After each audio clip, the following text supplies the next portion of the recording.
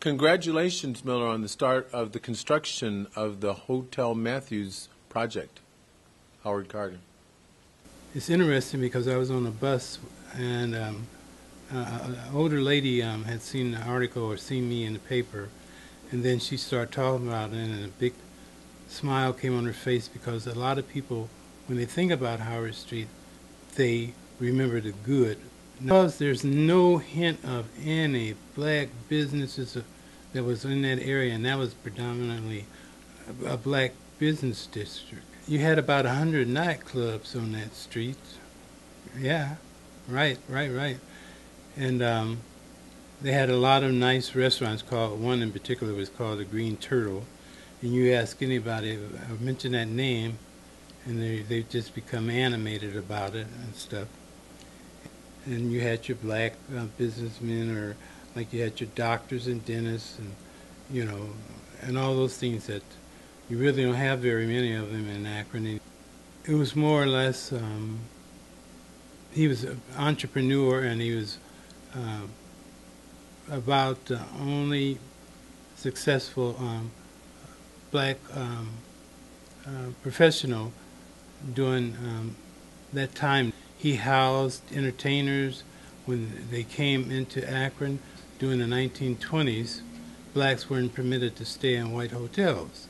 So he housed a lot of entertainers: Cab Calloway, Count Basie, Ella Fitzgerald, Scatman Carruthers, Red Fox, and that's where they stayed, and they played across the street, which now is the Interbelt Bar, was called the Ritz. He gave a sense of pride in terms of being a hotel owner, and he didn't have really any.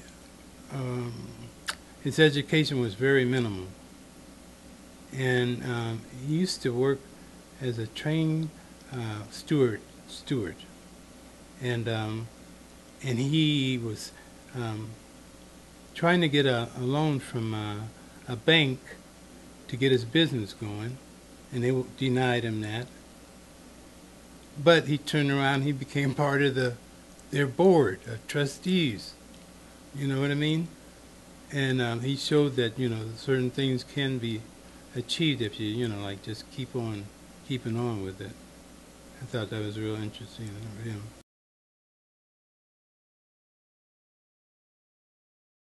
Itself is really a sculptural or interpretive piece.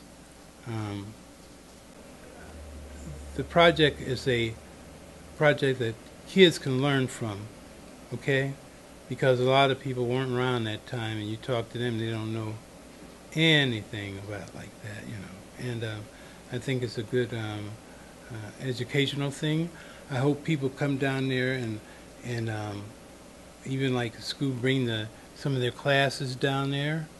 I would like to see them, like maybe someone speaking at schools about Howard Street, just to tell them what it was, and I think that would help things out a lot, give it more pride, I guess you would say. So that's, all in all, it's like worth the efforts of 16 years, I couldn't stop along the way because people would say, "Miller, how's that project going?" And then I'd tell them and stuff, and boy, 16 years you've been on this thing? Yep. I mean, that's something. Yep. Happy man.